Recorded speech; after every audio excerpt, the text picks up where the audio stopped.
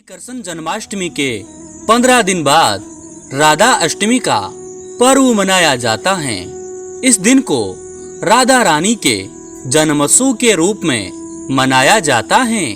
भाद्रपद माह के शुक्ल पक्ष की अष्टमी तिथि को राधा रानी का जन्म हुआ था। इस दिन व्रत रखा जाता है और राधा कृष्ण की पूजा अर्चना की जाती है। इस साल राधा अष्टमी का व्रत 23 सितंबर को शनिवार के दिन पड़ेगा। इस दिन आपको ये कथा जरूर सुननी चाहिए। राधा माता गोलोक में श्री कृष्ण के साथ रहती थी। एक दफा कृष्ण भगवान को गोलोक में राधा रानी कहीं नजर नहीं आई।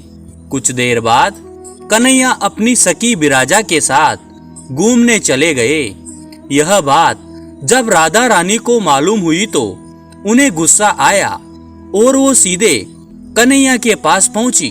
वहां पहुंचकर उन्होंने श्री कृष्ण को काफी भला बुरा कहा।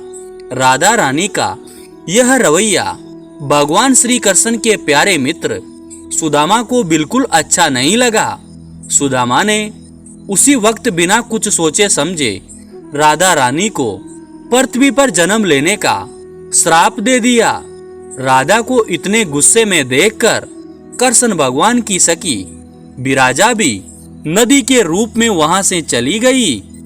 राधा ने सुदामा से श्राप पाने के बाद उन्हें राक्षस कुल में पैदा होने का श्राप दिया।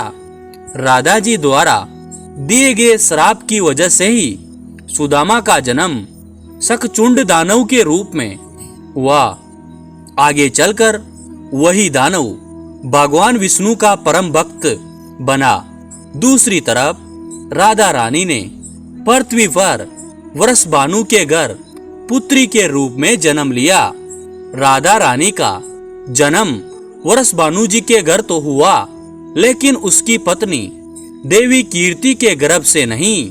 दरअसल जिस समय राधा मैया और सुदामा एक दूसरे को श्राप दिया था, तभी भगवान श्री कृष्ण ने कहा था कि राधा आपको वृषभानु जी और देवी कीर्ति की पुत्री बनकर पृथ्वी पर रहना होगा। मनुष्य के अवतार में आपका एक वैश्य से विवाह होगा। वो मेरे हंस अवतारों में से ही एक होगा। इस तरह आप पृथ्वी पर भी मेरी ही बनकर रहेगी, परंतु हम दोनों को बिछड़ने का दुख सहन होगा। इसके बाद कृष्ण भगवान ने राधा जी को मनुष्य योनि के रूप में जन्म लेने की तैयारी करने के लिए कहा। संसार के सामने वृषभानु जी की पत्नी गर्भवती हुई। जिस तरह एक बच्चा दुनिया में आता है, ठीक वैसे ही देवी कीर्ति का भी प्रसव हुआ। लेकिन असल में राधा माता का जन्म देवी कीर्ति के गर्भ से नहीं हुआ था। भगवान की माया से उनके गर्भ में वायु भर गई थी। देवी कीर्ति ने उसी वायु को जन्म दिया।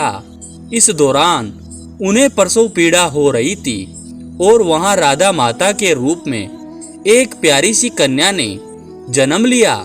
भाद्र मास के शुक्ल पक्ष की अष्टमी के दिन राधा मैया का धरती पर जन्म हुआ था। तभी से हर साल इस दिन को राधा अष्टमी के रूप में मनाया जाता है। दोस्तों, इस कहानी से हमें ये सीख मिलती है, क्रोध एक बुराई है। क्रोध का जवाब क्रोध में ही देने से बातें और खराब हो जाती हैं। इसके कारण कई दुविधाओं का सामना करना पड़ सकता है। दोस्तों, आपको ये कहानी कैसी लगी?